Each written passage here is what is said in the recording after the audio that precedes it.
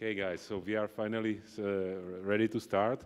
Welcome to the next edition of VGS-IT Invited Talks. VGS is Vision, Graphics, and Speech Invited Talks here at our faculty. And just before I completely forget, big thanks to the Student Union and to these two guys there that were super in fixing last-minute technical problems, but also the Student Union as a whole, because it's impossible to get any lecture room at FIT during the winter semester. So that's why we are here. Thanks a lot, guys, again.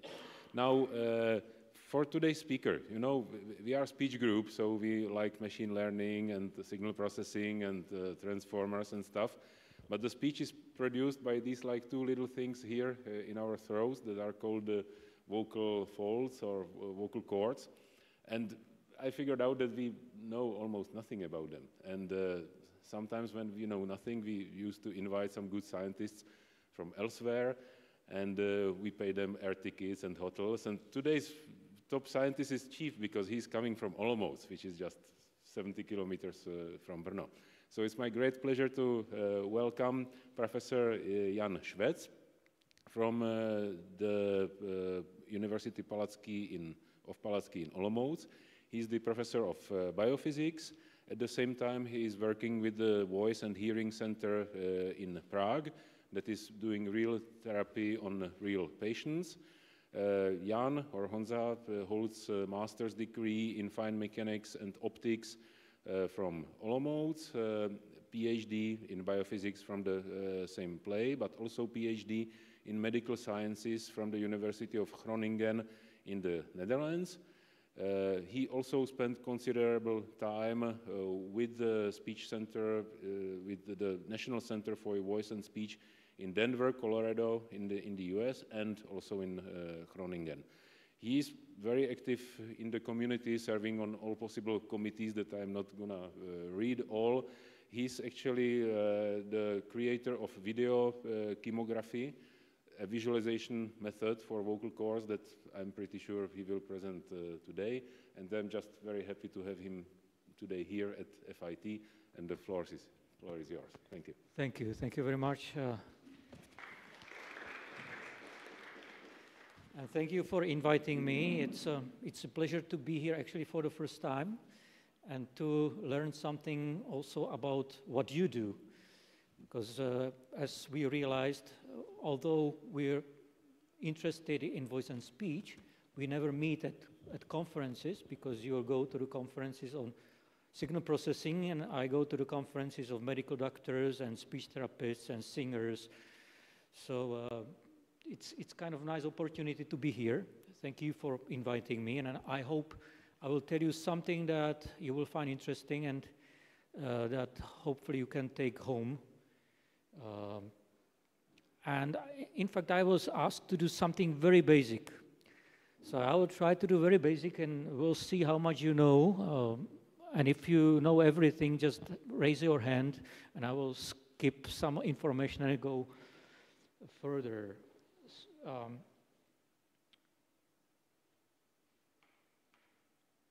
To do studies on human voice production, and I will talk mostly about voice, not so much about speech, because when people have voice problems, usually we're really interested in how the sound is produced. And the speech lecture would be much longer also, so I will keep it to voice.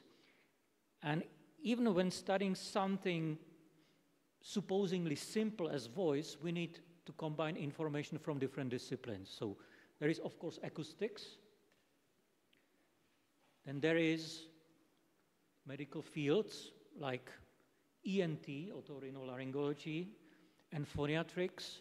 We need to know a bit about anatomy, physiology, histology, neurology, organ pathology. Also, to understand vibration, we need to have some information on biomechanics. And that deals also with elasticity of tissues, viscosity of tissues, especially those which are involved in voice production, like the vocal folds. Then flow mechanics, because we need air to produce voice, so also engineers who do flow mechanics are involved in understanding how voice is produced. Theory of oscillations becoming quite important, especially the one that is related to nonlinear dynamics, because the voice organ is very nonlinear. And this is you. So I have put it to the end. Speech recognition, speaker recognition, that's your area. I suppose you have seen this before, just to remind us where the voice is produced. Here are the vocal folds, just behind the Adam's apple here. And there are all kinds of cavities which can be modulated by the position of tongue, epiglottis, jaw, and so on.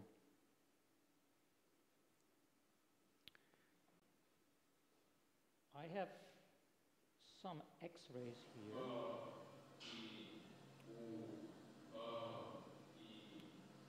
You can see what's happening inside.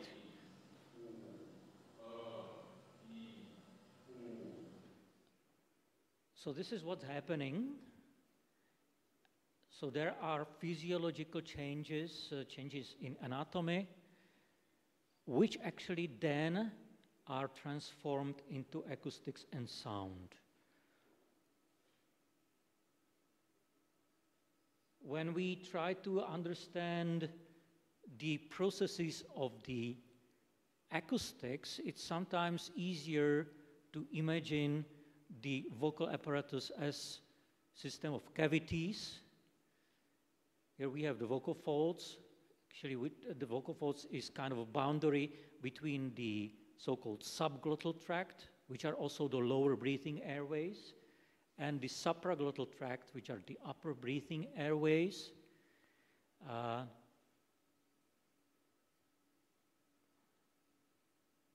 This is the sound source. Actually, it acts like a sound source. It's not a sound source, it acts like a sound source. There is a difference, and I will tell you later what is the difference. Here we have the energy supply. So because I'm a physicist, I'm tending to present it in more physical terms. And these are the sound modifiers, resonance cavities, which act like a filter.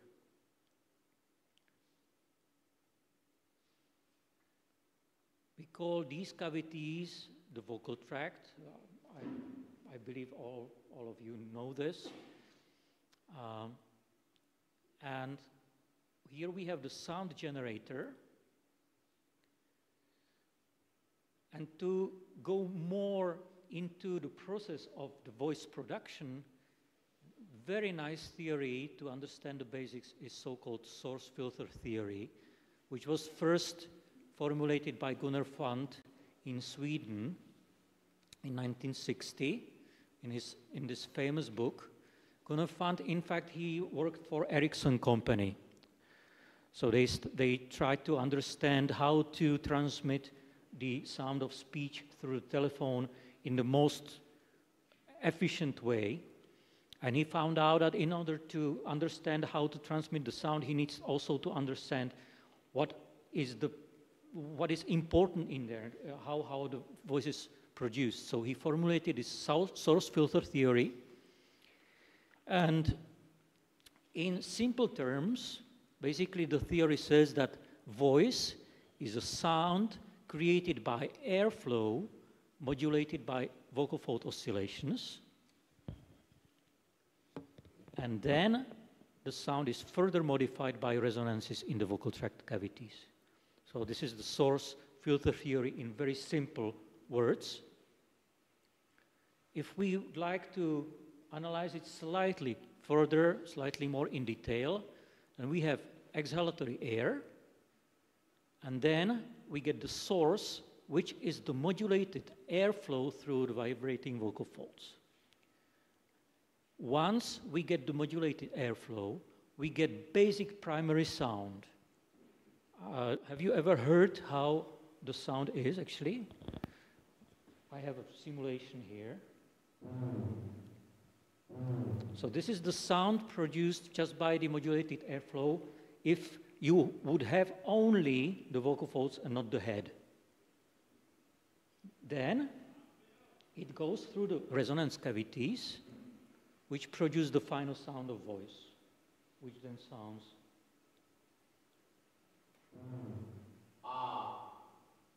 like this. These are simulations from Brad's story. Now, we can also talk about what is responsible for what. So like the source is responsible for the fundamental frequency. So the tone height for our intonation when we're singing, that's what is done by the source. Also, the source is responsible for our primary intensity, which then transforms into loudness. Also, for the duration of phonation. For how long can you speak on one breath? There are people who speak like this, and they cannot speak for a very long time. They have to take a breath all the time because they have problem with the source. They have problem, in fact, with closing the vocal folds. Also, the source is responsible for some kind of primary voice quality, like whether the voice is breathy or rough. These things, this is also all done in the source. Hoarse voice is a matter of a source. Breathy voice is a matter of a source. And also the source is responsible for the primary voice timbre. In other words, the timbre means it's not a sinusoidal signal. It's more complex than a sinusoid.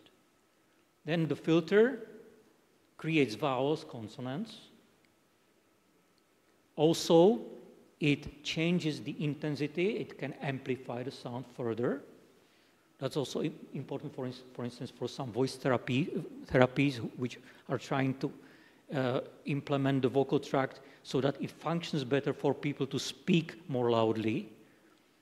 And it also can be done by some filter modifications. And the secondary voice quality, like so-called resonance, some people have more resonant voice than others, or something which is called singer's formant. When you hear an opera singer has a completely different timbre than a person who sings just in a naive way. And that's mostly a matter of the filter. So let's have a look at the source, at the vocal folds. In order to see what's happening, there is a medical method which is called laryngoscopy, which uses a laryngoscope to look behind the tongue into the larynx. And then we can visualize that and see the vocal folds on a monitor. Have you, someone of you, seen your own vocal folds? Yeah, that's the usual case. We all have it in there, but nobody sees that. But if you would have a voice problem, go to a doctor, then doctor would look. And nowadays, a lot of the doctors have this kind of system, which is on a video, and then you can see your own vocal folds. In fact, I know one voice therapist. It's a lady who is kind of very curious, and she was able to see her own vocal folds with her mobile phone. She took the mobile phone. She managed to put it inside. So if you're brave enough, maybe you can try to get a video of it. If I wouldn't seen it myself, she showed me that, I would not believe it, but yeah, she managed. Well, this is the way it's done by the medical doctor.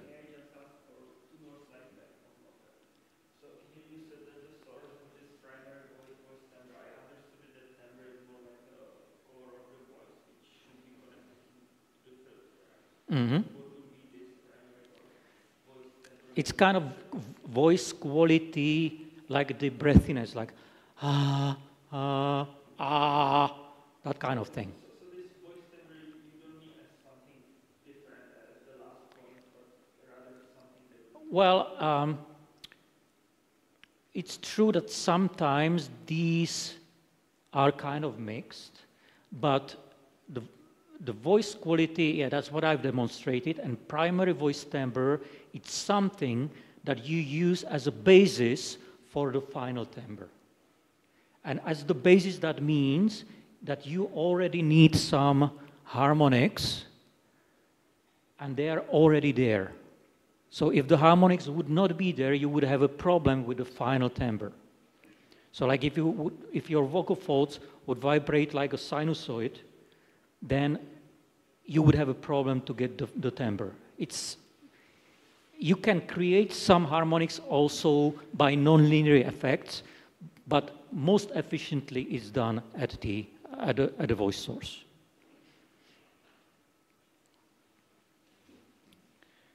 Okay, so these are the vocal folds.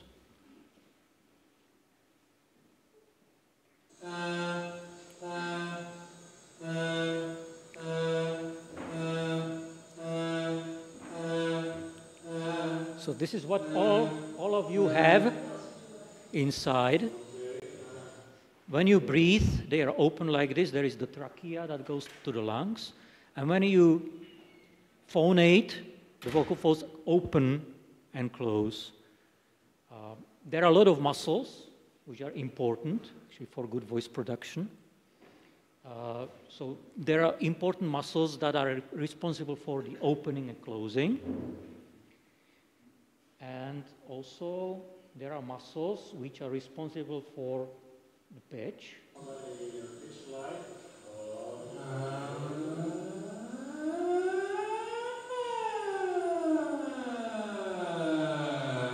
So you use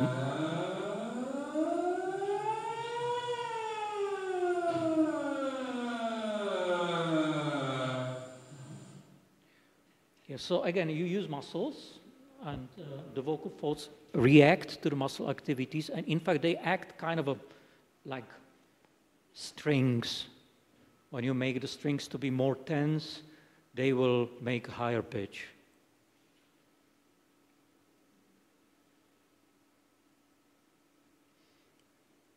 When the vocal folds oscillate and the air is flowing through the vocal folds, this is the signal what you will get by modulating the airflow. So when the vocal folds are closed, nothing is happening. Then when the vocal folds are opening, you get more flow. Then they close again, less flow, and then again nothing. So this is your source signal. Again, notice that this is another sinusoid. It's more complex than a sinusoid. So this is the voice source, and this is in fact what you get at the end. And that's the voice source combined with the resonances of the vocal tract cavity, so with the filter. So you go from there, which provides the primary timbre, to here, which is the final timbre. You can get the final timbre by a microphone. This signal cannot be measured directly. To get this signal, you use kind of smart methods like inverse filtering. I suppose you do that. But it's an estimation. very often we don't know whether it's exactly true because the signal processing uses some kind of tricks, and there are possibilities how to tune the inverse filter. Sometimes there are multiple ways, but you probably know about that much more than I do, because I'm not a signal processing person.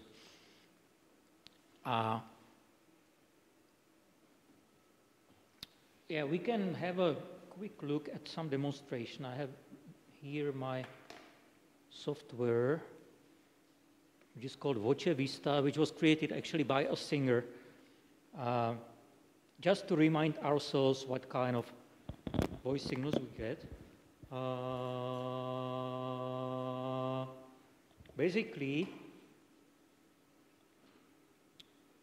we have our period here.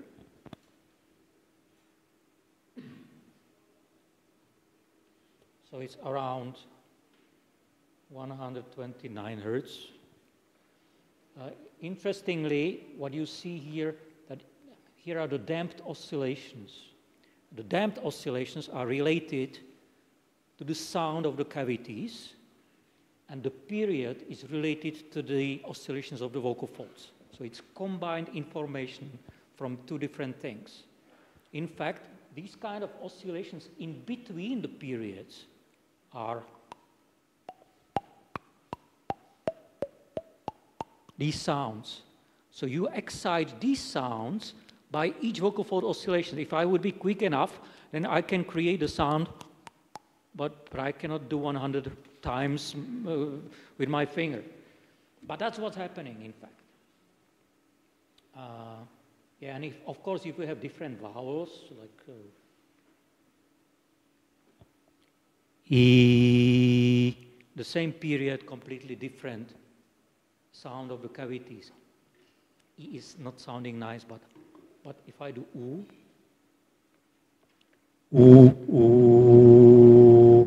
so this is the sound of oo. The oscillations are slower than here because A has a higher frequency of the resonator than the oo. U or A. This is all encoded in the signal. So it tells you about the cavities of the person. All right, back to the presentation.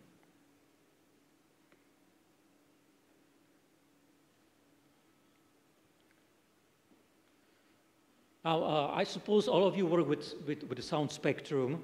It's a very popular way. In fact, it's convenient because our ear works like a frequency analyzer. There are hair cells which can separate different sinusoids, in fact. So, yeah, we can use a spectrum. You know that you use Fourier transform for that. What is interesting is, in fact, that this Fourier theorem, which is mostly used for signals, in fact, can be also interpreted in physical way, in physics. In sound, you can say that every sound can be created by combining pure sounds, which are the sinusoids, with different frequencies, amplitude, and phases. So if you know how to combine different sinusoids, then you can create any sound that you want. And then the other way around, you can also decompose every complex sound into sinusoids. That's in fact what the Fourier transform does. And I have, like for instance here, this is a square waveform. And you can create that by, and these are the amplitudes of the different sinusoids. So once you put more sinusoids in there, it will get more and more like a square wave. Similarly, you can do a sawtooth wave. Or you can create just an impulse. In fact, an impulse means that there is infinite number of sinusoids of equal amplitude, which is kind of a paradox because an impulse is a very short duration and then nothing. And in order to get this, you need to use a lot of sinusoids which have very long duration, and then it creates sound which has like infinitesimally short duration. But that's what is in the Fourier transform. In similar way, you can create, this is the glottal flow, so that's the voice source signal. You can use more sinusoids to create that kind of a, you start with a basic sine wave with the frequency which is equal to the vocal fold oscillation frequency. Then you add another sinusoid with double frequency, so then it becomes this. You add a third sinusoid with 3 times the frequency, 4 sinusoids. So this is only created by 4 sinusoids, and it already looks like the voice source. Then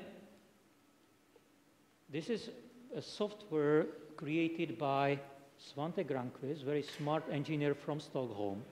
And he created this synthesizer of a singer. This only uses sinusoids. So it takes sinusoids, it creates the sound, and what we can do, we can take away the sinusoids. Right now we have 40 sinusoids. This is created by 40 sinusoids, and I will play the sounds, and I will take them away.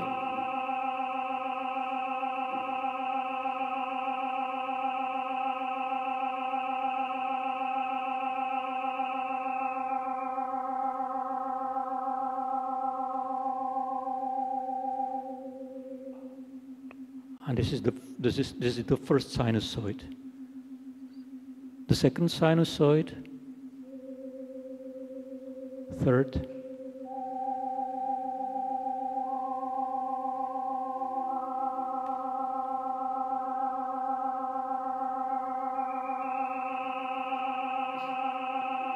And now you have the vowel.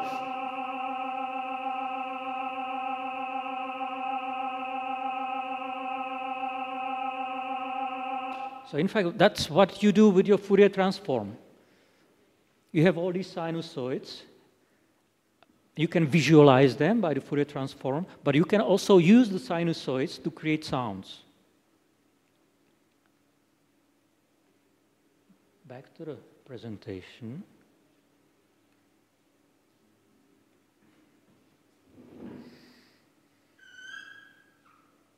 Of course, you have seen this. These harmonics. The first one is the fundamental frequency. It's also called the first harmonic, which determines the pitch, and that represents the fundamental frequency of the vocal fold oscillations. And all the rest are higher harmonics, which are actually for the timbre. They're also called overtones. And you can number them. Easy. In fact, they are musical intervals. You heard that the first 2 is an octave, so that's the double frequency, then it's a fifth. So that's 3 times more, and so on and so on. Yeah, okay, this is high pitch. So the harmonics, if the first one is 400 hertz, then the second one will be 800 hertz, the third one will be 1,200 hertz, and so on. So there is like nice mathematical relationships, which is also related to musical intervals. For different pitches, you get tighter condensation of the harmonics, which also, in fact, means that the lower voice usually is presented to be as, or perceived to have more timbre.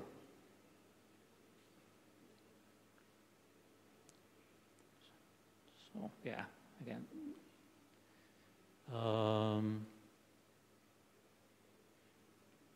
I can skip this because I'm sure you've seen this many times. Or didn't you? Have you looked? Or maybe I will do just a little demonstration here. So let's put it into the frequency domain, so the power spectrum.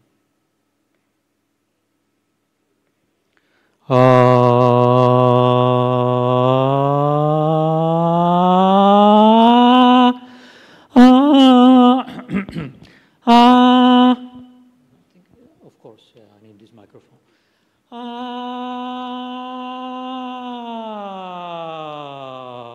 So the harmonics travel together with the fundamental frequency. They go more apart. It's kind of there are some mathematical laws that are there. Go back to the presentation.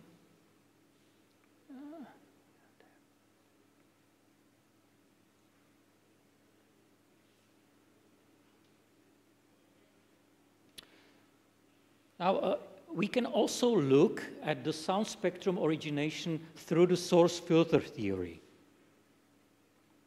So we have the primary source signal. The spectrum of the source signal looks like this.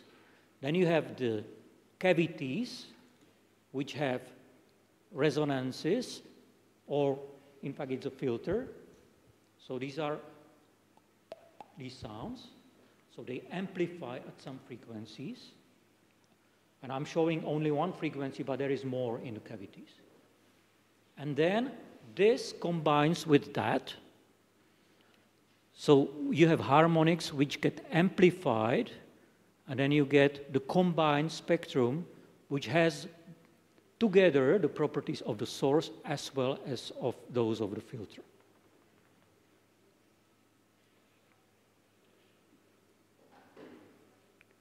And you know that the first two resonances, the first two so-called formants, are responsible for the vowels. So yeah, the vowels usually present like this. So there are amplified harmonics, first formant, second formant. There are also higher formants, which are related to more the individual voice timbre. And yeah, we can have a look at the vowels. I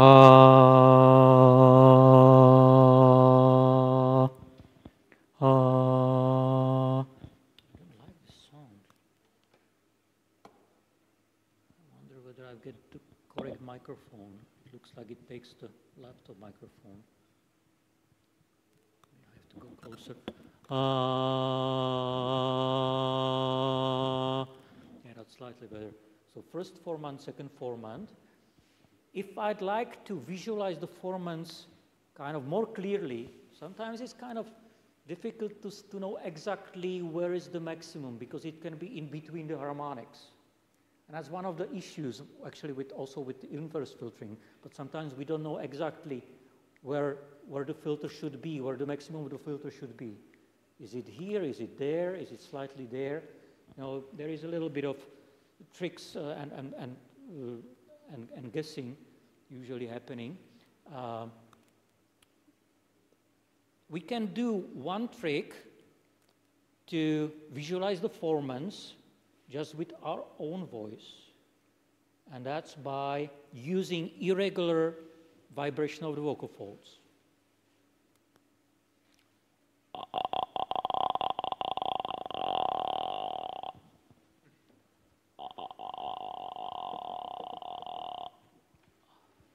So here you have the formants. Because there are no gaps in between the harmonics. I don't use harmonics now. It's in irregular voice. So you see first, second, third, fourth, fifth formant. So these are the tricks you can use. It's nice to demonstrate the different vowels, what's happening when you go from A to U.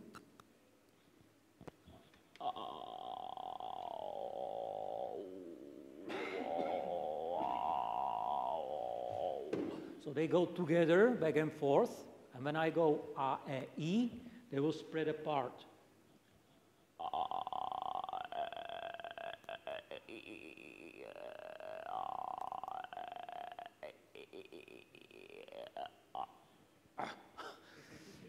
So, in fact, that's the code for Czech language. And you have the formants there. Let me go back here.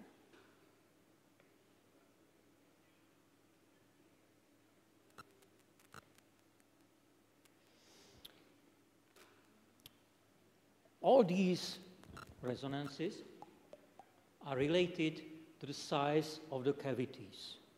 In fact, vocal tract, in the most simple way, can be considered to be half-closed tube with the length from the vocal folds to the lips that was measured to be, in average, 17.5 centimeters. So 17.5 centimeters long tube, and I have some tubes here.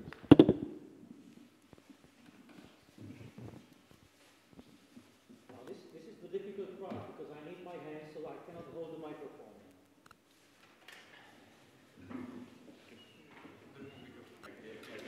Okay, good.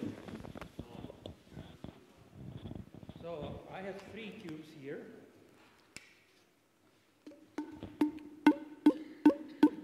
That's the sound of the resonance of this.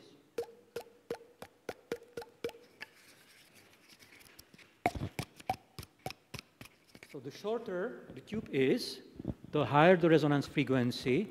You change the size in our mouth. You change the size by opening and closing the mouth and moving the tongue back and forth. You can also use this. I will need your help. I have this flexible tube here.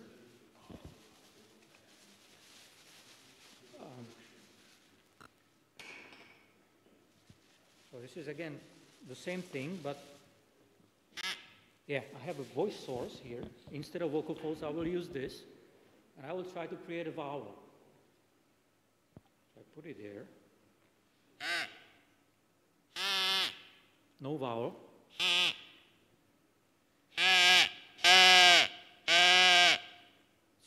You hear the, which kind of vowel do you hear?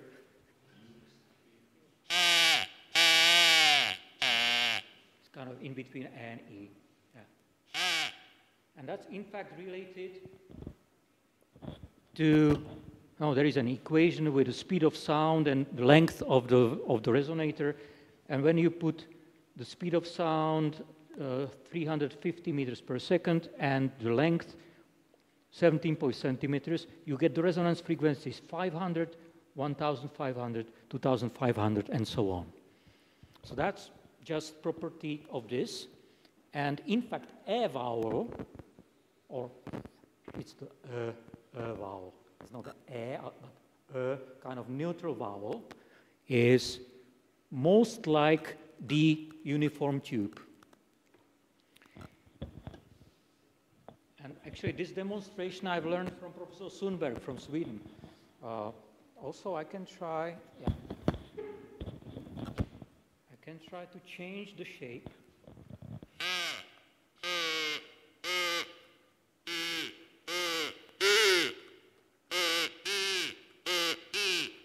You can create the vowels just by the tube. So there is a physics. It's very simple physics, which we learned to use just naturally, having the cavities which have the resonances, modifying it, and putting it as a code to our brain to recognize different vowels. So the size of the cavities transforms into information coding the size of the cavities and the vowels. Okay. Another kind of interesting thing, you've probably seen some of the in TV shows somebody talking with a helium. So what happens actually when you have the helium? Helium, there is the speed of sound in a helium is much higher than in air. So the speed of sound in helium is almost 1,000 meters per second, but in air it's only 350. So when we speak like this,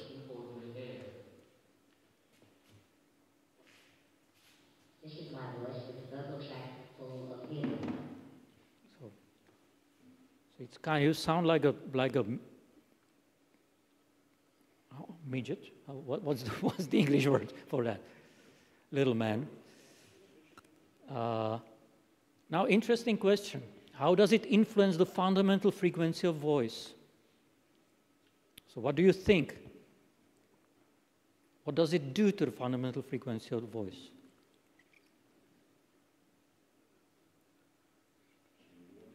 It shouldn't do anything. That's exactly right. Listen to this.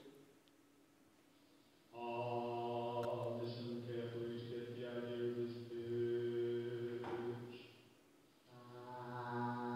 The voice is different, but the pitch remains the same. So you have a different timbre and the same fundamental frequency. Basically, it only changed the cavities. It's like changing the speed of sound means everything travels faster. So analogy is that you make the cavity smaller. And that's why you have the impression that there is a very little person speaking. So you create a little person just by changing the speed of the sound. Okay, there was something else I wanted to say, but I'll come back to that.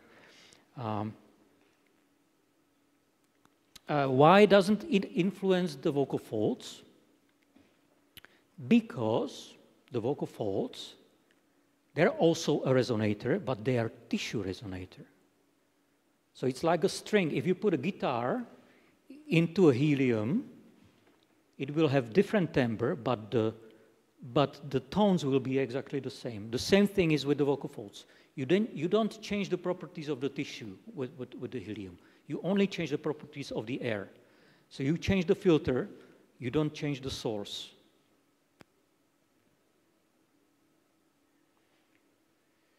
Yeah, the position of check valve formants, yeah, I've shown this. I suppose you all know this. This is a very famous graph for check vowels. In fact, that's the first one on the check vowels that I found from Merhout in 1972. So the Czech language only has 5 vowels. Of course, English has more vowels. Also, English has this vowel in between, which Czech language doesn't have. Only if we don't know what to say, then we say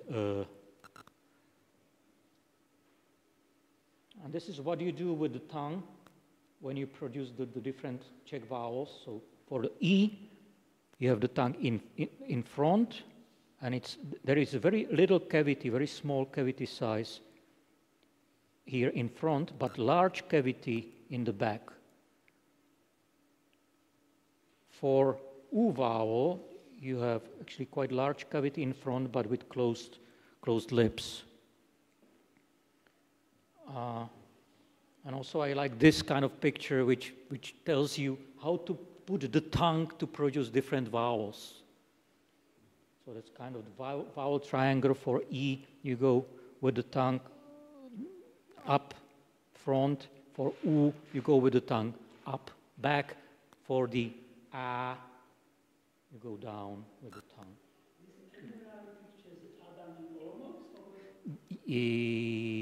Actually, Brno. Yes. We came to Brno, to Svatá Anna, to do these images. Yeah.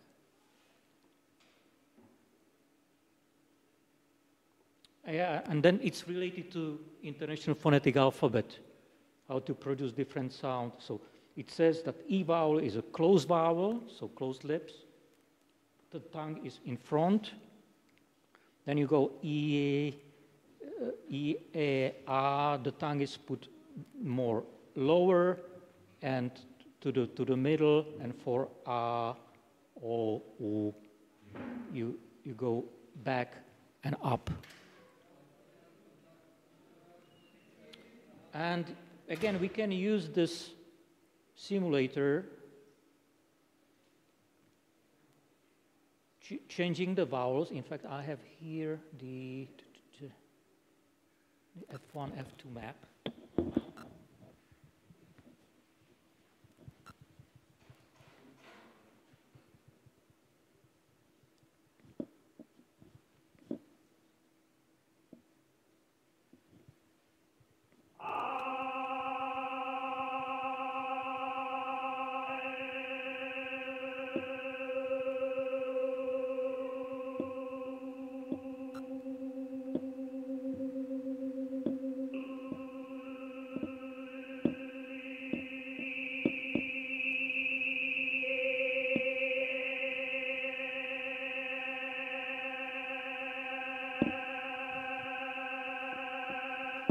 Basically, you change the first two formants and you get this simulation.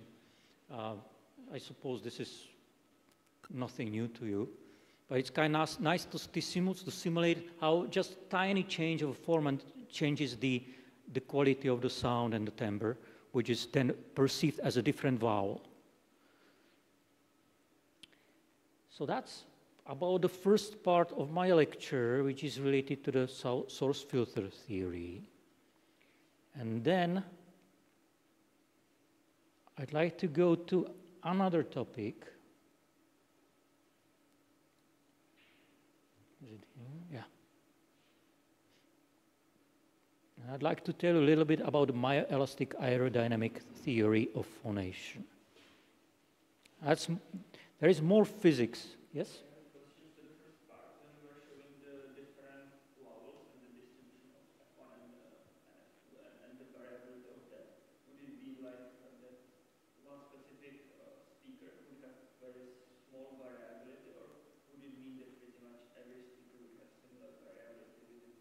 Every speaker has a variability.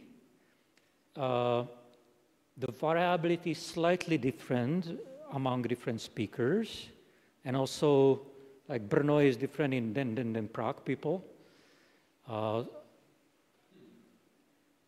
And there is a tolerance, so there is like, that's why we have the, okay.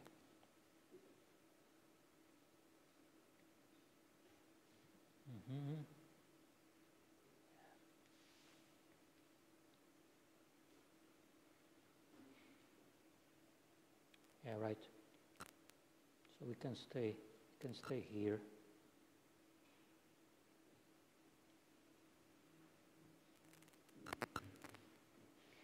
Okay, so these are the tolerances of the different speakers. This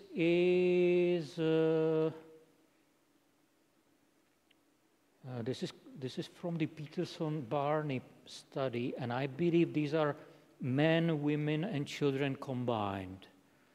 If you do that only for men and or only for women, it will be slightly different, but there is an overlap. And the tolerances are important because then you don't have to be very exact. Yeah, but I can imagine that if you, for example, fix one speaker, then it would still have some parts that they would mostly be non-overlapping in this sense. Yes, yes, especially in Czech language. Yeah, everybody would have it shifted differently. Yeah. For that specific speaker, I guess. Yeah, there will be some typical ranges for the formants. That's what I would expect. I haven't seen any like specific study on this, but yeah, probably that's how it is. I still have two small questions, like just for the terminology. You use vocal folds. Mm-hmm. I have heard also vocal cords. Is it completely interchangeable or? Yeah, in principle, yes. The vocal cords is an older term, but then anatomists came and said, well, but the vocal cords are not cords. They're more like folds. So then the scientists, like the core scientists in voice science, they started to use the term vocal folds just to be slightly more correct. But still, you can understand the term vocal cord.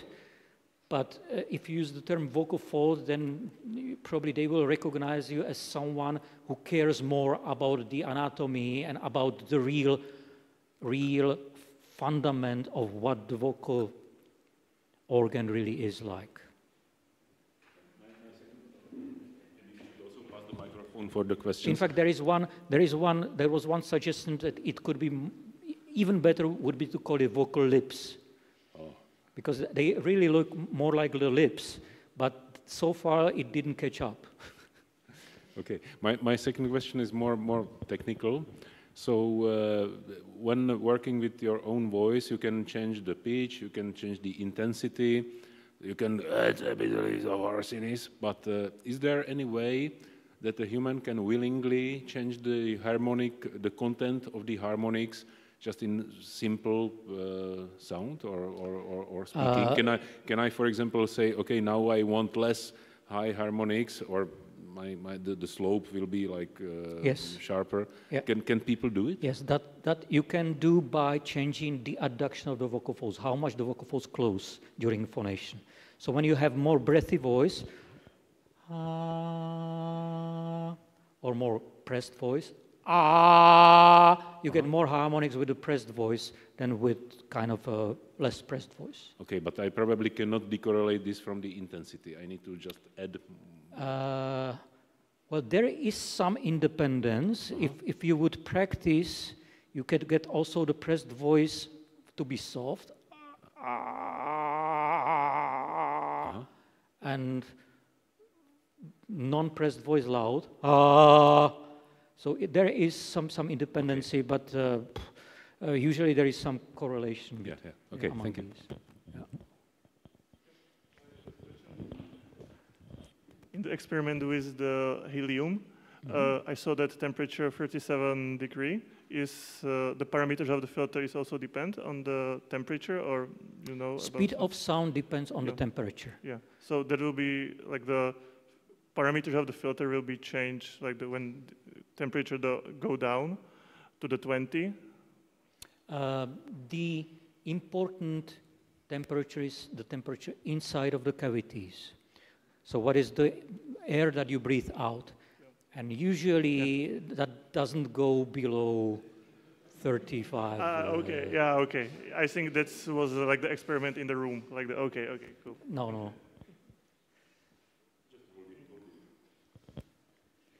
All right, any more questions? So I'll try to tell you a little bit more about the other theory.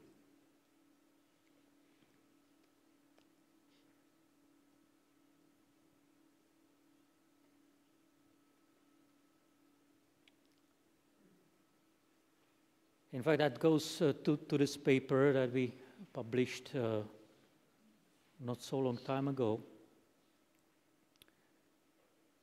And it deals with these questions. How come the vocal folds oscillate? And how is voice produced? In fact, why the vocal folds really oscillate? And for that, actually, we have the myoelastic aerodynamic theory. It's abbreviated as MEAD theory, which was formulated first by Van den Berg in the Netherlands in 1958. And basically, it says that the vocal fold oscillations are self-sustained, which means you can put the vocal fold vibrations just by putting any kind of air through, and they start to oscillate. You don't have to put any periodic excitation in there. And the energy for the oscillations is just supplied by the air flowing from the lungs. So that's the aerodynamic part. Aero, it's the air, and then it creates the dynamic motion. The second part is that the frequency of the oscillations are primarily determined by elastic parameters of the vocal folds. So that's the analogy with the vibration of a string. If you have stiffer string or stiffer vocal folds, you get higher frequency, or if you have a smaller vocal folds, shorter vocal folds, like women versus men. Do you know how long the vocal folds are, in fact? Do you have any idea?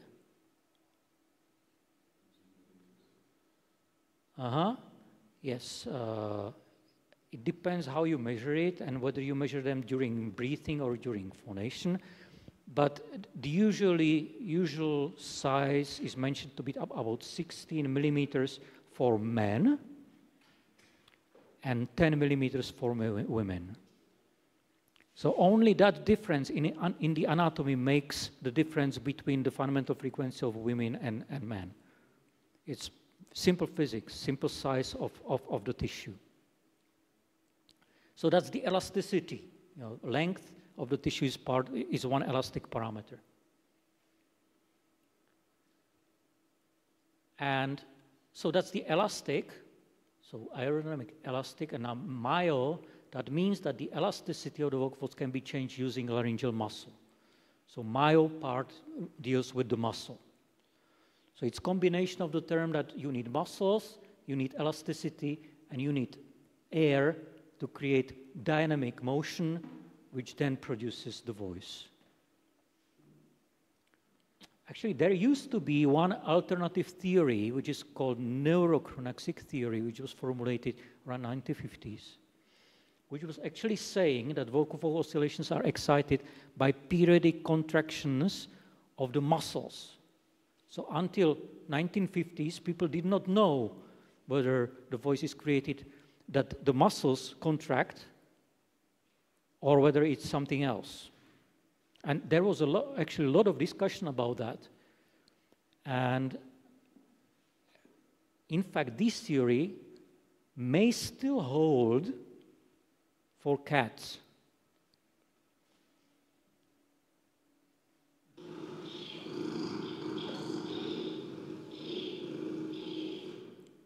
So the cat purring, one possible explanation which is still valid is that it's because of active contraction of the muscles. And it's at lower frequency than the normal voice. In fact, presently we know that the human muscles cannot contract like 100 times per second. They just cannot do it so quickly. And also another proof of that was that you can cut away the larynx with the vocal folds. You put it in the lab, you deliver air through the larynx, and you get the sound, you get the vibration, which is actually the frequency, what you get in living people. And of course, there are no muscles active. So that's why actually it's my elastic aerodynamic theory, which is the basic theory which is considered to be valid.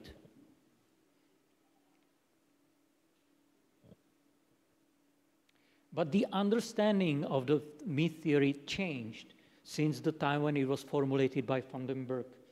And in fact, the original understanding, and you still read this in textbooks, is that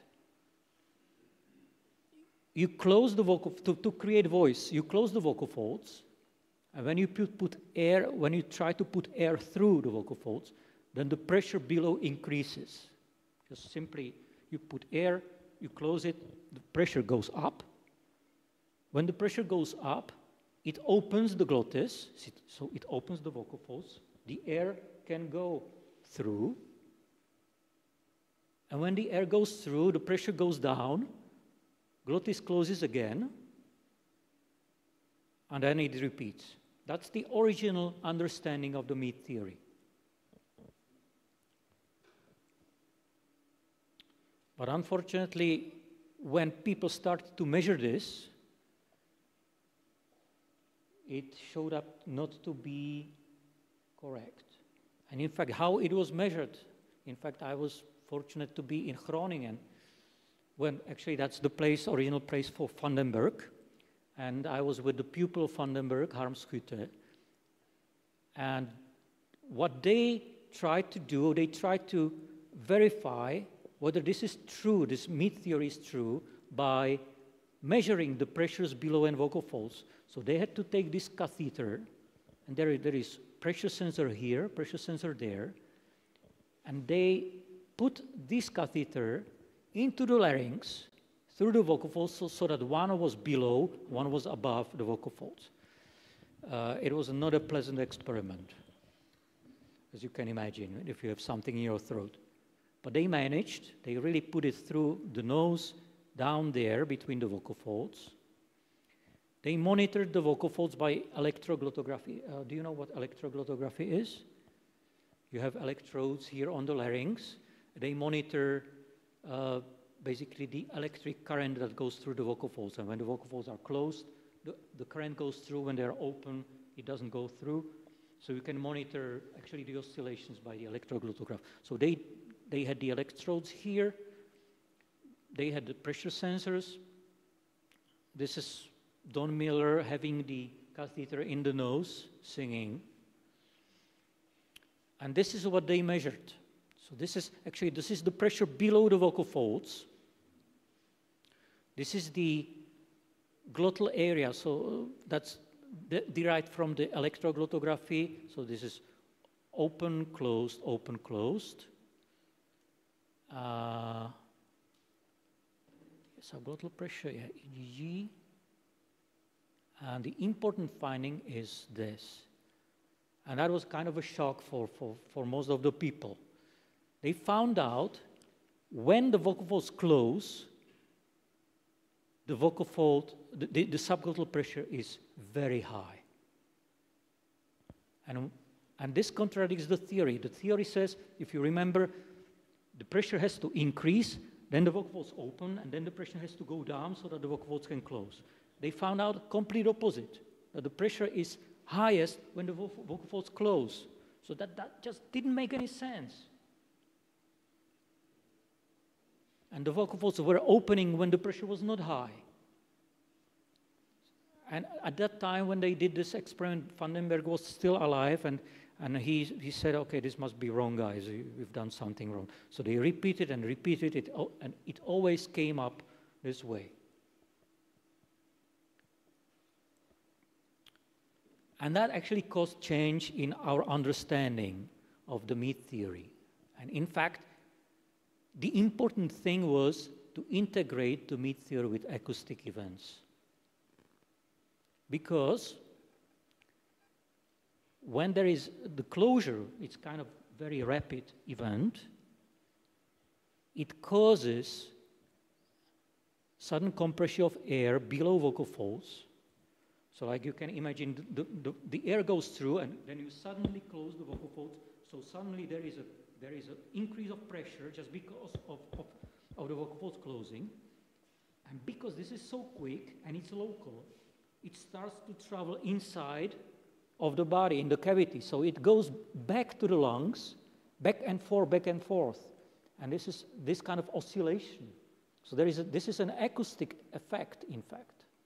So it excites the acoustic resonance of the subglottal tract. So there is a resonance not only above the vocal folds in the cavities, but also below.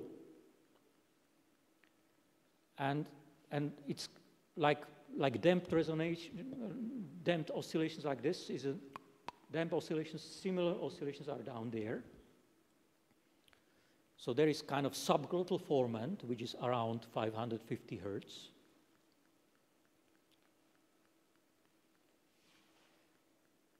And I have an illustration here. So you have a flow goes through, then there is a sudden closure. It creates actually sudden change of pressure, increased pressure below, but decrease of pressure above. And that travels back and forth below and above the vocal folds, and that creates the resonances. So that's kind of filter below the vocal folds, filter above the vocal folds, just by events of physics when the acoustic signal travels back and forth in the cavities. And I have actually the signals measured by Schütte and Miller, and I can play to you how the voice sounds if you would measure it below the vocal folds. Actually, first let me play you the sound. That's the sound from a microphone.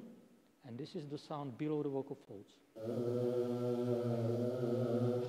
You don't hear any vowels, because the vowels are above the vocal folds, not below. It's still kind of the same. It cannot be called a vowel because the formants are different from the vowels that we recognize as vowels. And just above the vocal folds, the sound is like this. So it's slightly damped, but you can recognize the different vowels above the vocal folds. So in fact, that's what you measure when you measure the pressures above and below. Important thing is that the mean pressure above the vocal folds is 0, so it oscillates around 0, but below the vocal folds, actually there is a pressure at this, it was 24 centimeters of water pressure.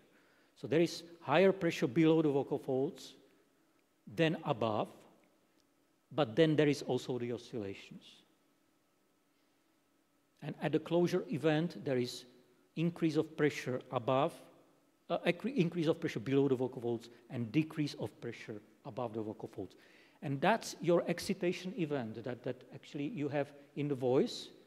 The main excitation event in voice is the closure. From the closure, you get the oscillations.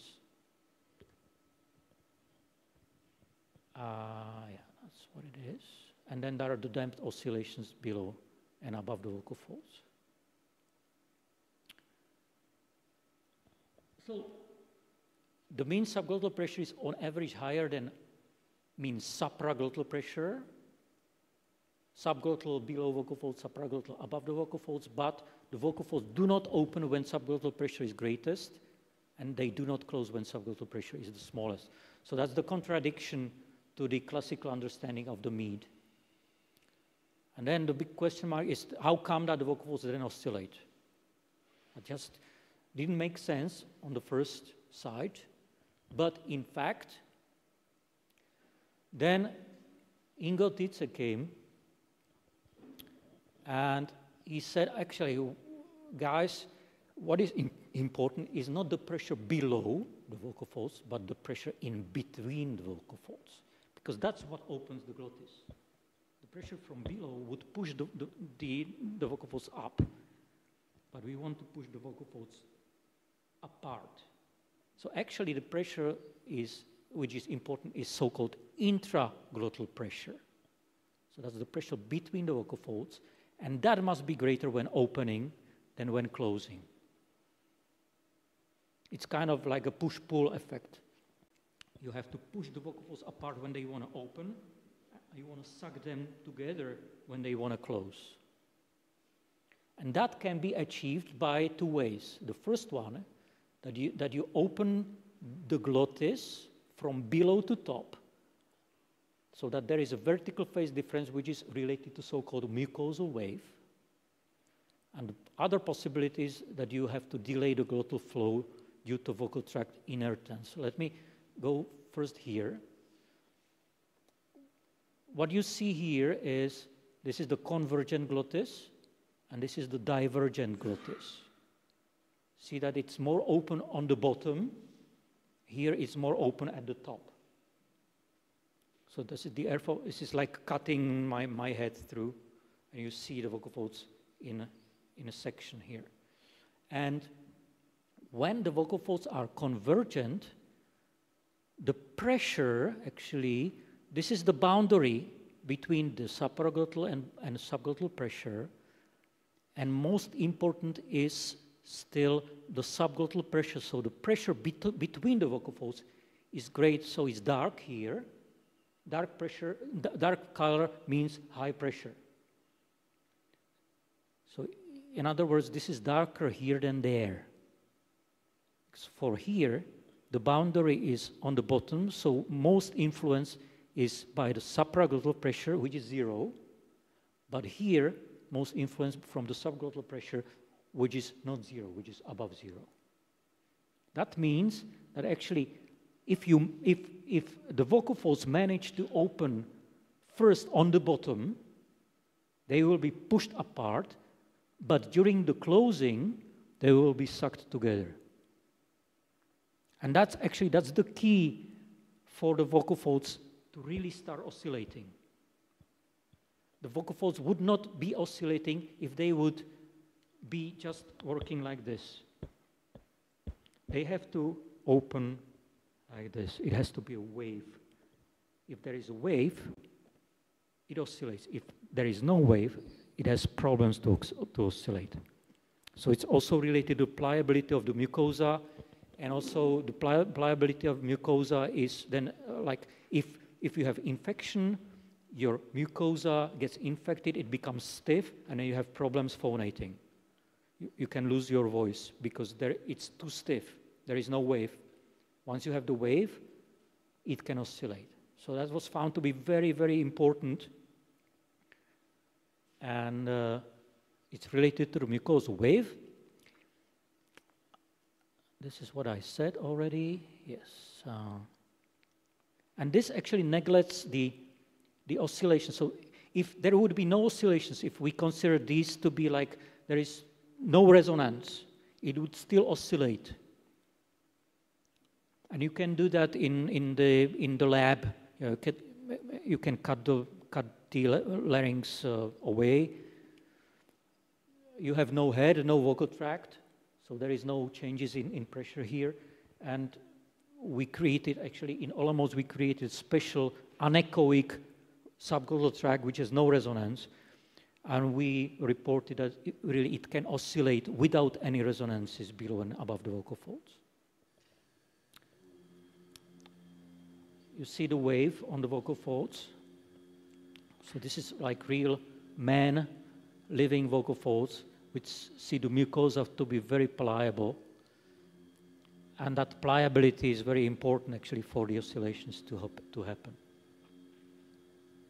And there is something called mucosal wave. It's literally like similar to waves on the water. They travel in the tissue, the waves. And we can simulate that. That's one of our models that we created by having actually the waves traveling from below to top. And we can, and then we can simulate the camera on top and look what's happening, what we see from top, and we can get this kind of a chemogram.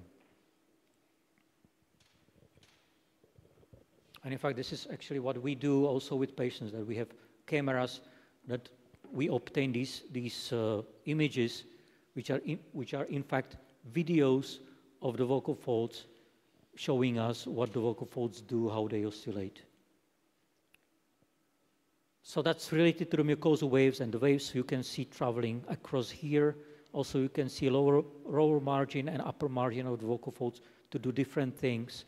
So it's kind of interesting for the clinicians to see these features because you can diagnose different problems of the people. The second possibility, what you can do to get the vocal folds to oscillate even without the mucosal wave, would be to use so-called vocal tract inertance. And that's also actually a kind of new thing. First, it was formulated by Martin Rothenberg. And he actually showed, this is the source signal. So this is the glottal airflow. And he shown that if you have a vocal tract, then the glottal flow is skewed with respect to the glottal area. So this is the opening and closing of the vocal fold, and the glottal flow is kind of delayed. So there is a delay of the maximum of the glottal flow with respect to the maximum of vocal fold opening.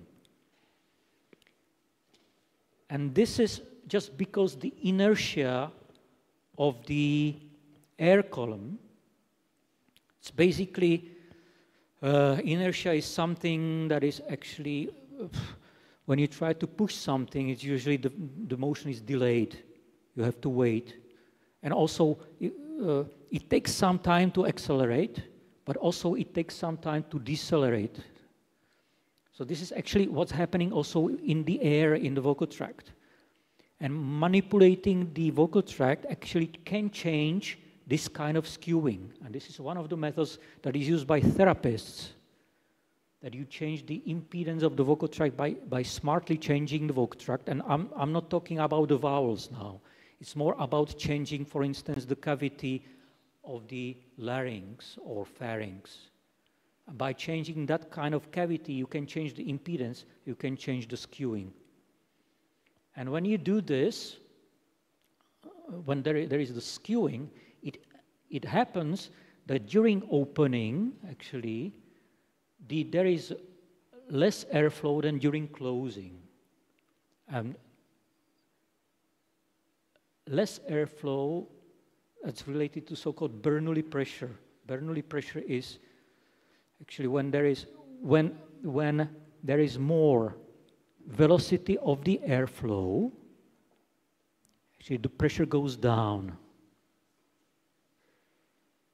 So in other words, the pressure is larger during opening than during closing.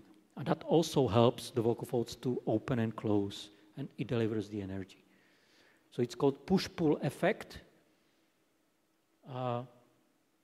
Basically, when you open the vocal folds, there is very little motion above, and it takes some time to accelerate the motion of the air.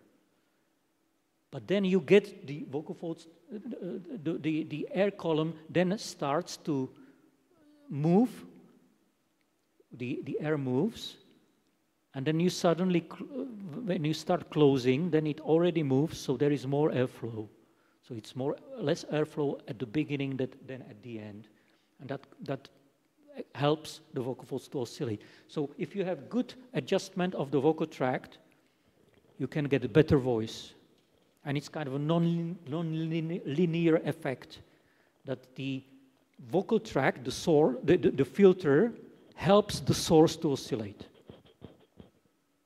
So now it's not independent source filter, but the source is dependent on the filter. The filter can make the source to work better in some of the... So this is nowadays, this is kind of very hot topic in voice science, and different therapists are trying different kinds of methods, and physicists are trying to explain this. And Ingo Tietze is one of the main people who actually drive the knowledge. Mm-hmm.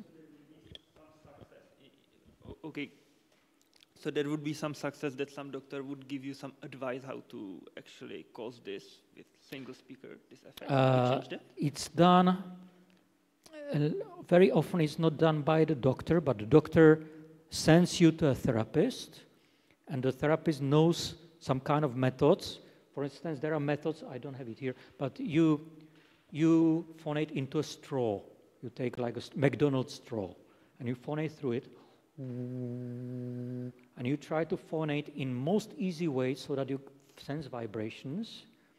And that kind of vibrations, they found out that when you sense the vibrations, it's kind of most favorable for the voice to be created, so that you create the voice with very little effort, and it's kind of more efficient. And with this kind of way, you can teach the person to use the voice with little effort and still to be heard.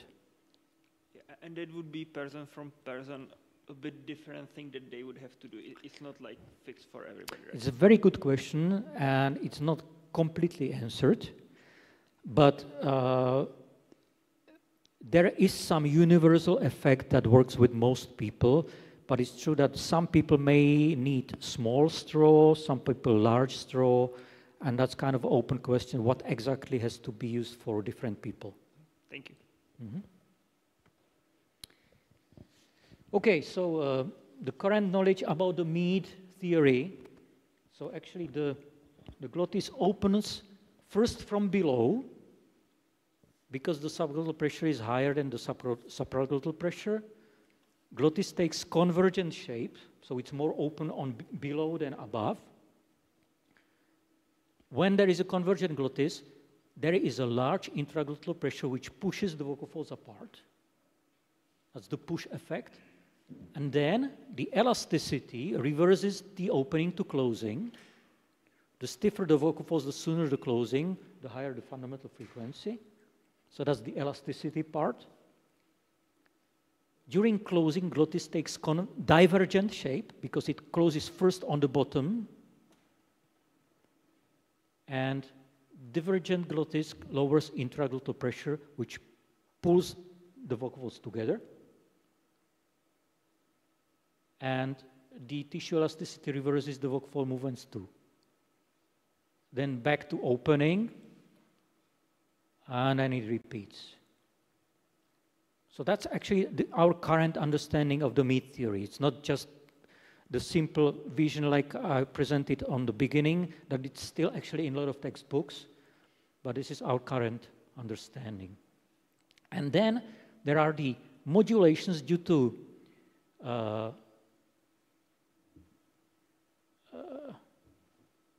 this one I want to say. When you have the resonances above and below, it causes additional effects to this. So this is just simply mucosal wave, and then when you have the resonances, sometimes the vocal folds open in different phase of the oscillations above the vocal folds or below the vocal folds, so there are different pressures. And that can cause like registers, voice registers, or it can also trigger some like breaks, these kind of things. It can be partly related to these kind of special effects of the vocal tract interacting with the source. So it's very nonlinear, and again, there is still a lot of things that need to be answered, and we're slowly opening the door towards understanding this. But it's a very complex system. There are a lot of nonlinearities. You need mucosal waves. You have influence of the subglottal tract because the oscillations of the subglottal tract. There are more beneficial frequencies that work with the subglottal oscillations. Some frequencies are not liked by the subglottal tract. So some people may have problems, for instance, singing certain pitches. It's more difficult than different pitches because of this effect. And that's like very sophisticated topics that still, we can talk about it actually for hours. I don't think that's needed. So if you want more information, it's in this paper. Also, actually, there is one recent paper which deals more with the nonlinear dynamics, how all the interactions are there and what can be happening for normal and disordered phonations. Like, for instance, one vocal fold can have a different tension than the other vocal fold. That can cause different kind of effects. And I want to show you one last piece of information, actually, before I finish. And that's our chemography camera. So this is what we do when we try to investigate the vocal fold vibrations more in detail.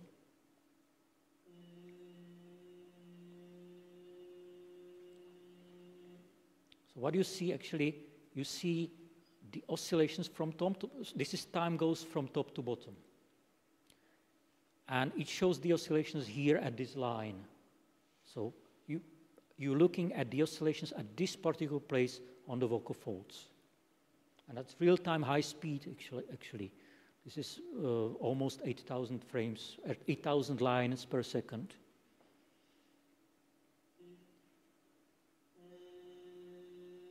And you can move around to see the different oscillations at different places.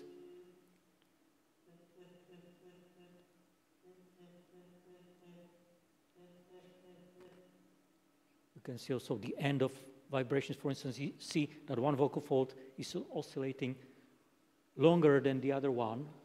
All these kind of things can be used then for diagnosis of patients, and we're trying to use this knowledge for getting more advanced diagnosis of vibration problems in different people which are related to different disorders of voice. Like, this is what these are real images from different patients. This is normal. And this is all pathology. So like here it's irregular. Some of the periods are smaller, some are larger, and also it does not repeat exactly the same way. Also here, this is slightly different. Right and left vocal fold are doing different things. There is some actually additional phenomenon here. This is an artifact due to structural problem which should not be in there. This is left-right phase asymmetry. This voice sounds kind of normal, but it's not optimal because one of the vocal folds can be desynchronized from the other one. And this is another kind of issue what we see in different patients, which is completely different from these. So in fact, I think that's kind of my sort of overlap slightly with you use a lot of machine learning. We would like to use kind of machine learning for recognizing all these different features what we can see in patients to better understand what kind of vibrations can be related to what kind of voice disorders. And I think that's it. Thank you.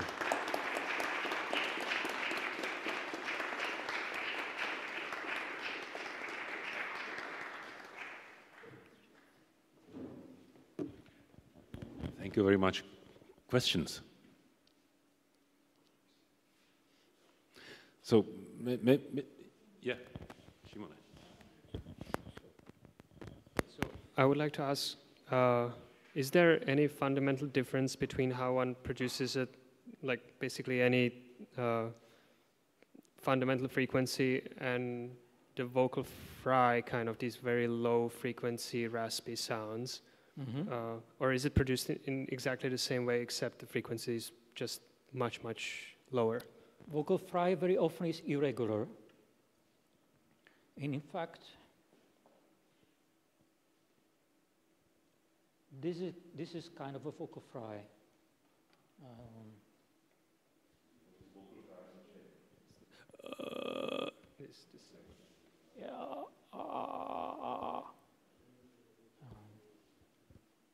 This is how it looks like during vocal fry. Very often it's symmetric, but irregular.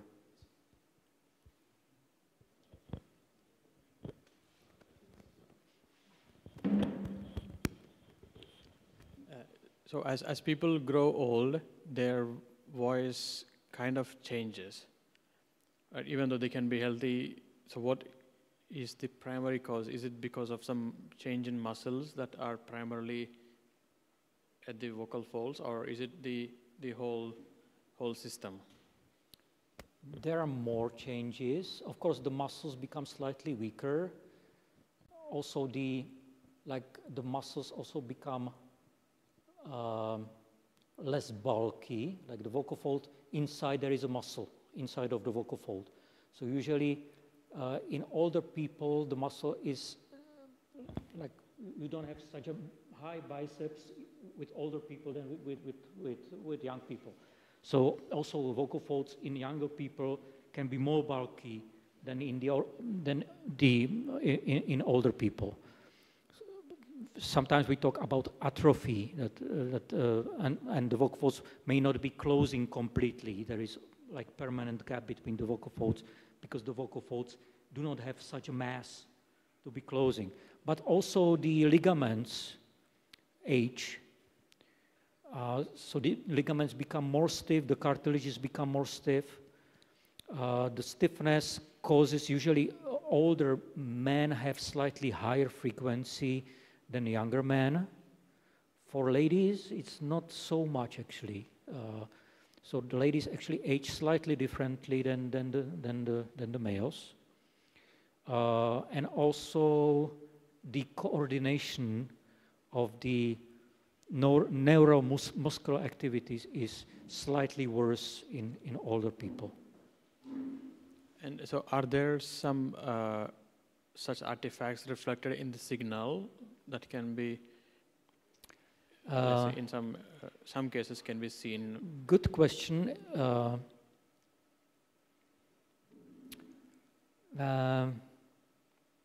maybe what kind of recording should we take? Yes, So that there are. One of these things is, like if you look at the duration of closure, this is in healthy young person. In older people, it's usually shorter. This could be one potential example of an older person, that the closure would be shorter. Also, if you look at, this is kind of a sharp edge here, like a triangle. In older people, it gets more rounded, and I don't have a good example of round. Like this is more rounded here. This is more angular, this is more rounded. So the more rounded is more for the older people. These are the features that we expect, because also the mucosa is thinner, slightly stiffer, and the angularity, this kind of thing, is related to the pliability of the mucosa. So these are the features that we expect, but we don't know how robust that is. I think there is more probably in your signal processing. You get much more features. In fact, that's one of my interests. I would like to understand much more. If you detect changes among older and younger people, what is really the cause? Where is it? Very often we don't know that. But we have some clue that it can be related to the stiffness of the mucosa, it can be related to the ability to close. But all the details we don't know. Thank you. So I have a pragmatic question. We told you that lots of the activity in our lab is about speaker recognition and maybe deep fake or fake voice recognition. So I wonder, you have many parameters like the elasticity and times of closure and all the stuff like this that can be probably measured, but they can be measured from the videos. While it is terribly impractical to chase people with the camera. So can at least some of these parameters be estimated from the signal in similar way like we estimate routinely the LPC coefficients or something like that? That's a very good question. And there are some signal processing algorithms which claim that they can do that.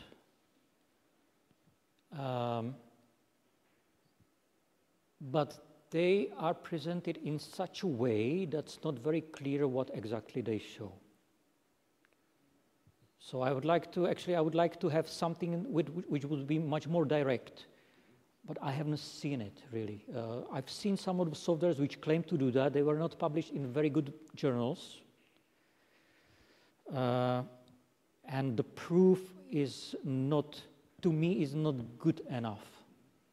But in principle, I think there is the possibility, but how exactly to do it, yeah, that's a big question.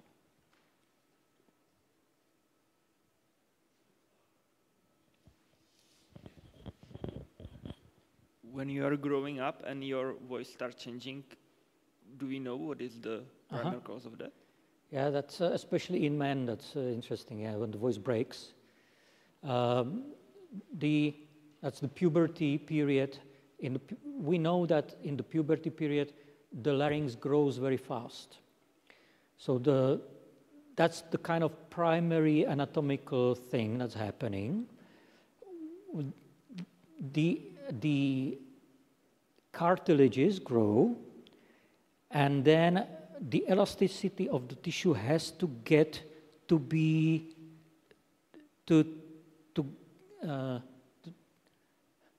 to get adjusted to the new size, and that takes some time.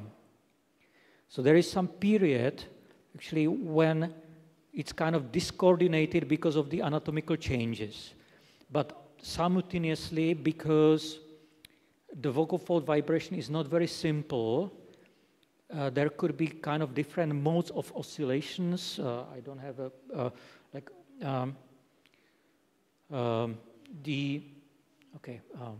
normally, I will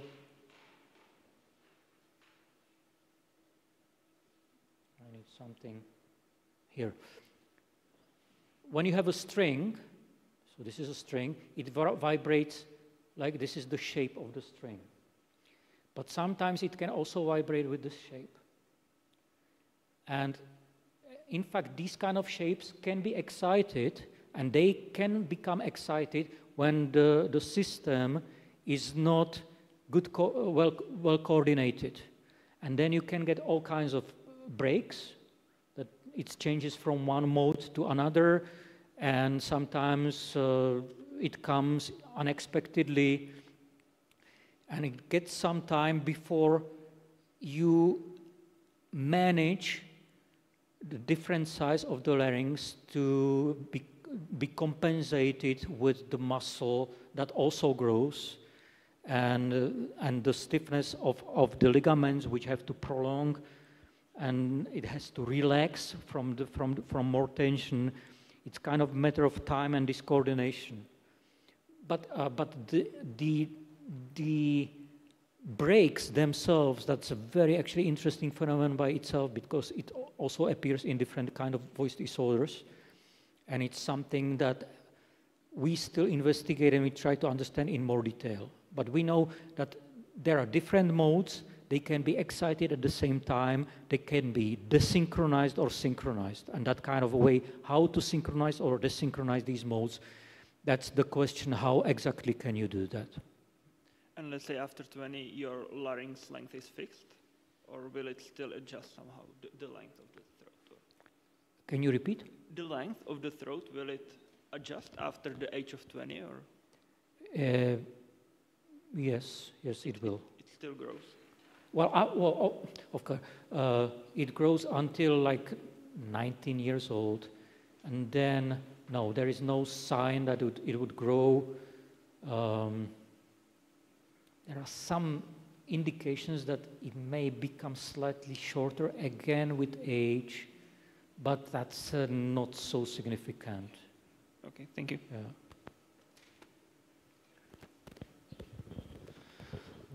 So first of all, thank you very much for this very interesting presentation.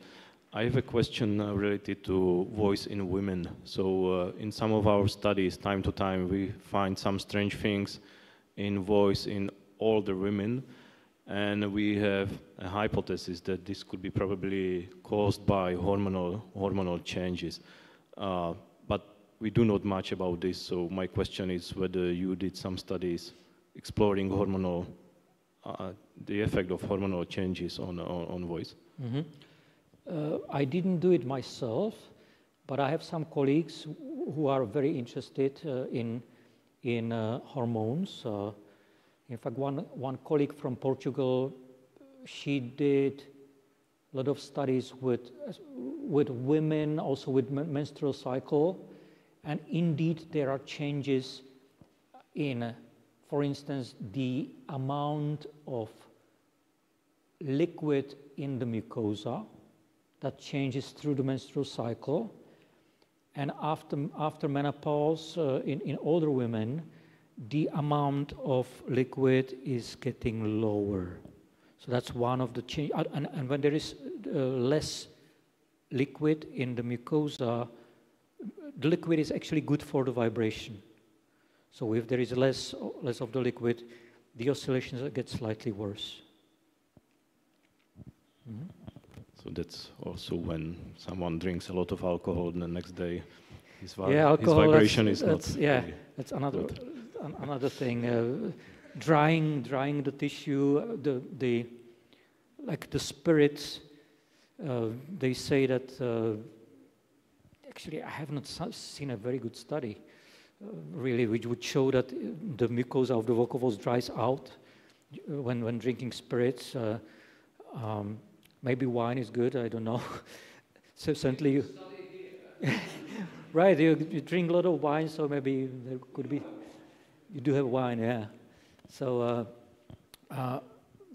but like coffee, also coffee seems to be a problem with drying out the mucosa.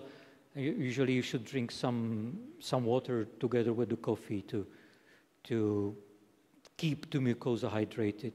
Yeah, hydration is quite, actually it's good also for teachers. You are not teachers here, I suppose, at least the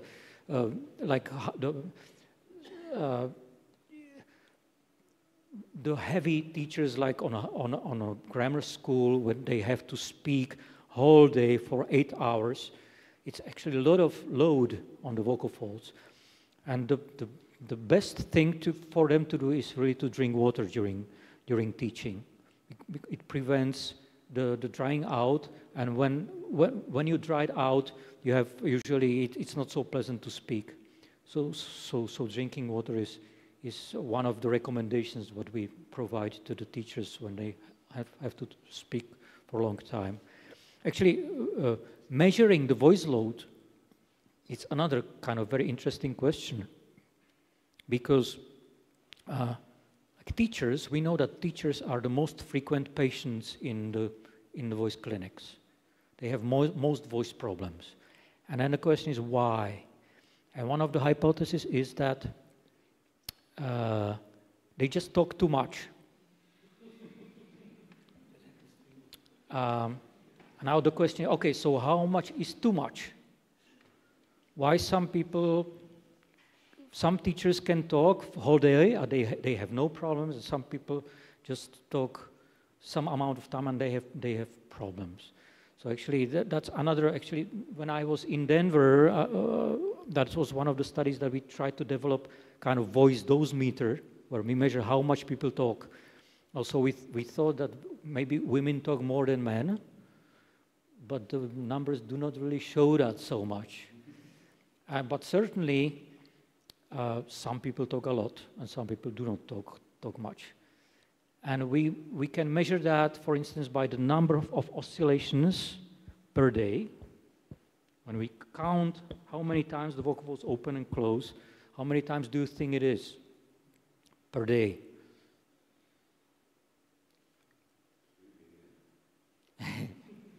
Not billions, but it's millions. It's about like people who do not talk much, it's like 1 million. Some people who really talk a lot, like 10 million. And in women it's more, of course, because they have higher frequency. But then there is a question, okay, so what about the loudness? Because when people talk loudly, more likely they have voice problems. How to measure that? So we actually measured, when you talk more loud, the vocal folds open more, the amplitude of vibration is larger, so actually we can measure the distance they travel. So we have something called distance dose, and if we measure the distance the vocal folds travel per day, it was kilometers. Okay, and then like 1 kilometer for a person who doesn't speak much, and 10 kilometers for people who speak a lot. So that kind of measures that can be used to investigate, and you have to investigate a lot of people and see how these measures relate to the voice problems. But actually it shows up that probably even more important is the stress. And that's probably we go back to some hormones and chemical influences on the vocal folds. When you have stress, you have reflux. So there is like gastric acid that goes up. It can influence the mucosa. Also, the people can be more infected.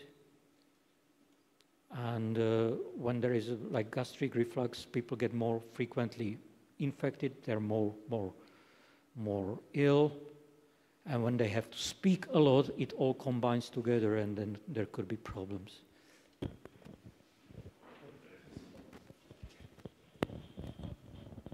Okay, so I have a question about the injuries of the. So, do the injuries occur because of the tissue, or due to the soreness of the muscles?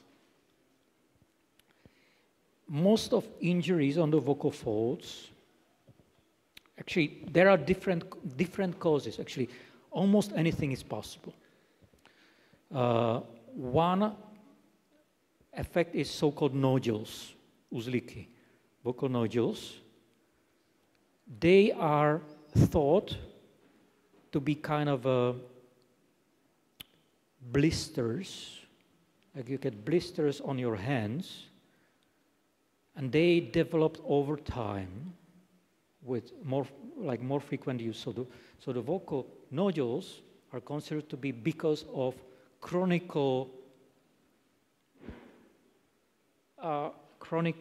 collisions, frequent collisions that just occur again and again, and then the nodules can actually emerge over time. But there are also possibilities when you just shout and suddenly there is a damage. And that's not a nodule, that can be a polyp.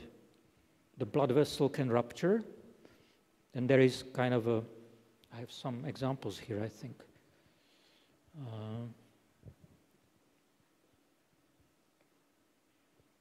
Okay.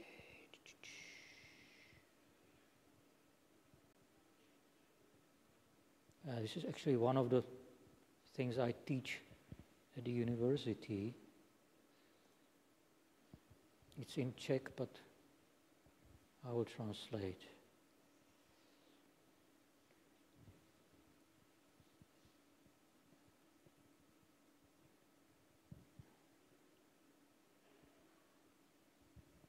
Okay.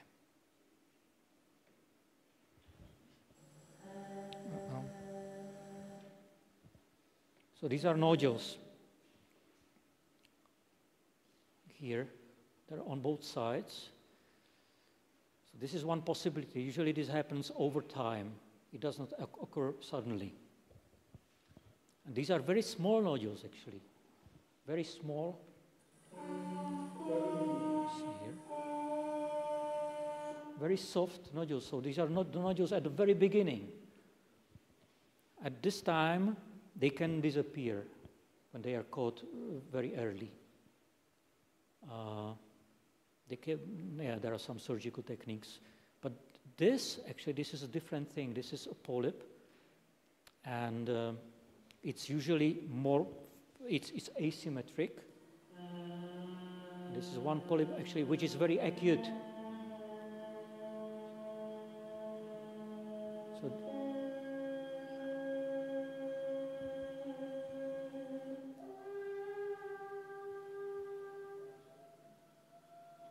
So you can get the breaks because it creates problem with the vibration. So actually then the vibration goes only to part of the vocal fold, not to the whole vocal fold.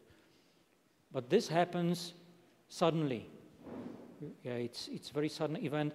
I think this was a lady who had children at home. She was slightly she had a cold, and the children were naughty, and she shouted on the children, and suddenly she had a problem she became hoarse. And she had the leg started to hurt. And she came to the doctor, and we saw very acute inflammation and blood to be escaping from the vessel. But it was full of liquid, so it was like bloody polyp. Usually when you leave that alone, in a few days it's gone. It can heal itself. But if you don't leave it alone, it can grow into this. This is not this is tissue. So it grows. If you don't leave it alone, you don't let it heal, then it will create injuries and injuries again and again, and then over time there will be polyp, which is from a tissue. So it starts suddenly, but it develops into something permanent over time. So that's another possibility what can happen. Yeah, and then the vibrations look like this. This is a big polyp, actually. And this is not because of injury. This is of some congenital problems. So that person was just, he had genetical disease or tendency to create these kind of structures. So this is, and he was actually having he was hoarse for 5 years. So that person actually didn't care much that he's hoarse. So So that has to be removed. But this is also what can be there. Mm-hmm. Most of the pathologies are explored via voiced speech, but are there any pathologies that you explore via unvoiced, let's say, consonants? Unvoiced consonants. Unvoiced speech, like sh, s, and something yes, like that's this. related not to the vocal folds, that's then related to the tongue problems, soft palate kind of things.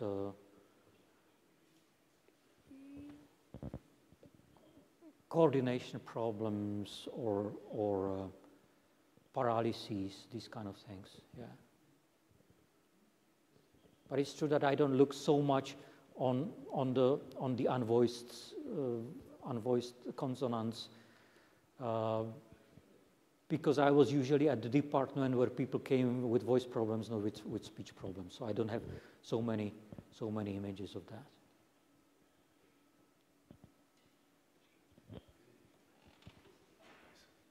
I don't see any other hands. Uh-huh. Someone is speaking over there. Yeah. Okay, so that's it. I would like to thank Professor Švec a lot for this super interesting talk. Thank you. And thank you also all of you. And I think Jan will stay with us a while. So whoever is interested, I think we can go maybe to our meeting room to discuss for a while. And okay, thanks.